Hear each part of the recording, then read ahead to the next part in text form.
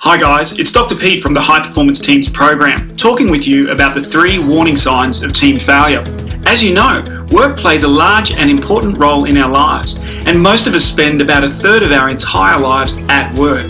Given this, it's important for us to make work as enjoyable and sustainable as possible. And the best way to do this is by being a part of a high performance team. High performance teams are able to both fit in and stand out. They fit in together by having high levels of engagement. They stand out by having high levels of achievement. These 2 factors of achievement and engagement are underpinned by 4 key performance indicators, also known as KPIs. However, even high performance teams still face 3 types of risks at the individual, team, and organizational level, which, if not managed effectively, can lead to team failure. In this short video, I want to introduce you to the 3 warning signs of team failure and share some practical ideas you can use with your team to effectively manage these risks. Team failure occurs when individual, team, and organizational risks are not identified and addressed. Let's take a look at each of these 3 layers of risk now and the practical things we can do to prevent team failure. The first layer of risk relates to an individual level concept known as conflict avoidance. When we feel threatened, regardless of the level of threat itself, our stress response, aka the fight-flight response, kicks in and we make a split-second choice to avoid or confront issues. Avoidance is by far the most common response. And this avoidance bias is important for our physical and mental survival and also reinforced by the rules of society. The problem with this avoidance bias is that we avoid all types of conflict, even healthy professional conflicts such as feedback conversations. To overcome our avoidance bias, we need to regularly complete skills drills around healthy workplace conflict, such as giving feedback and constructive criticism and having potentially difficult conversations with co-workers. The second layer relates to a team-level concept known as groupthink. Groupthink begins with an entirely normal decision made by team members regularly about which issues they wish to address and which issues they ignore during team meeting discussions. Take a look at the question on your screen now. If you had to choose between remaining silent over an issue at a meeting, which enables you to keep your peer relationships stable and your job secure, or speaking up, which might risk some peer conflict and possibly lose your job, what would you do?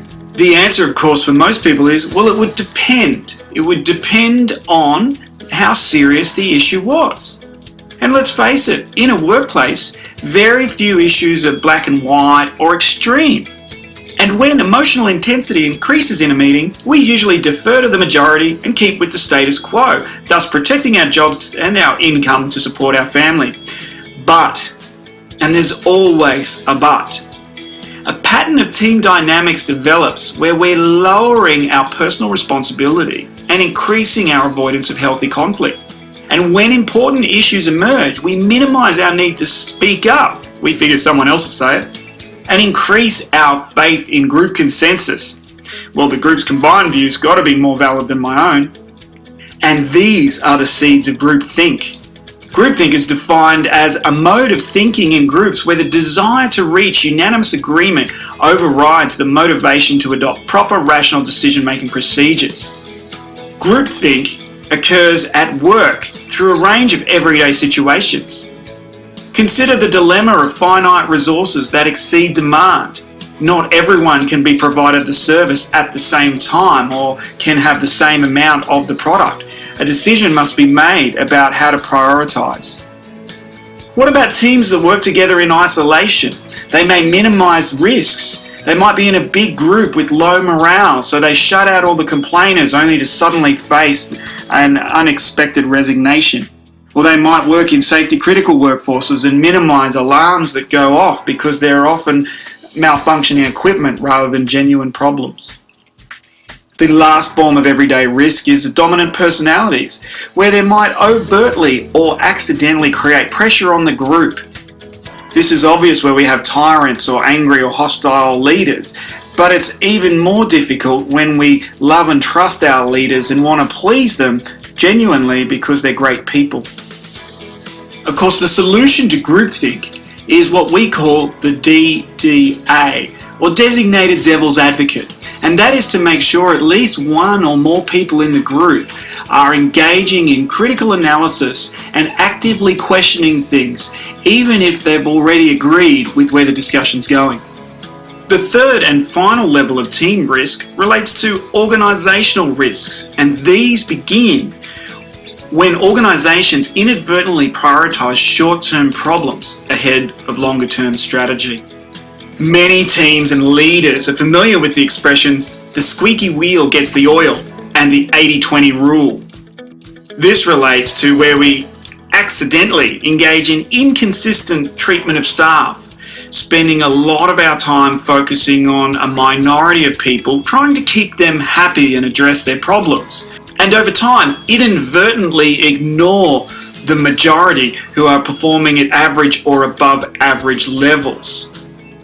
The impact of this, of course, is to drag the high-performing workforce down as they seek to receive feedback and attention from their peers or managers, and the only way they can do this, unfortunately, is by lowering their performance, thus the squeaky wheel gets the oil.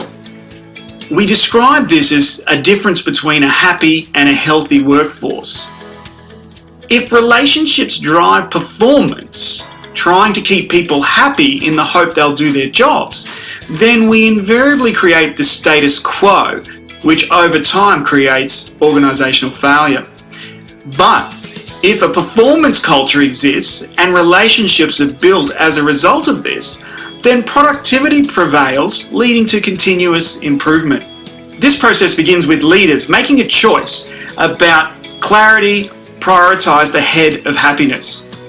The solution to the dilemma of happy versus healthy begins with leaders.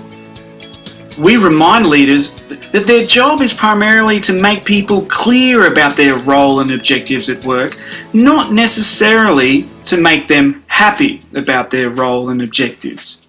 If people are clear about what is expected, and the organisation promotes general positive behaviour, they can make a choice to enjoy and find happiness in their job, or alternatively, identify a different organisation better suited to their needs. So now that we understand the 3 warning signs of why teams fail, let's stop for a moment and have a think about your team's risk profile. Considering those 3 layers of risk, individual conflict avoidance, teams and groupthink, and organisations confusing happy versus healthy, assess your team's risk profile from no risk of problems at all through to high risk of problems. Based on this risk profile, you can then engage with the team about the risk management strategies that we've described that you can get started on now. Thanks for watching. Don't forget to check out the other High Performance Teams videos explaining the 4 KPIs of success and also showing you how to fast track sustainable culture change. Until next time, bye for now.